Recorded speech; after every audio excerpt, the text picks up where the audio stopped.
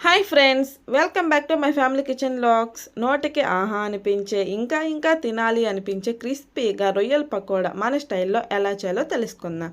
Let's start. ముందుగా రొయ్యల్ని నీట్గా clean చేసుకొని ఈక్వల్ రేషియోలో 1 టీ స్పూన్ చొప్పున సాల్ట్, అల్లం వెల్లుల్లి పేస్ట్, పసుపు, ధనియాల పొడి, కారం, అలాగే జీలకర్ర పొడి, మిరియాల పొడి, half teaspoon garam masala, 2 teaspoons శనగపిండి, అలాగే కొంచెం కసూరి మేతి వేసుకొని బాగా మ్యారినేట్ చేసుకోవాలి. ఇలా మ్యారినేట్ చేసుకున్న తర్వాత 10 నిమిషాలు పక్కన పెట్టేసేయండి. ఇప్పుడు డీప్ ఫ్రై చేసుకోవడానికి తగినంత ఆయిల్ని వేసుకొని హీట్ చేసుకోవాలి.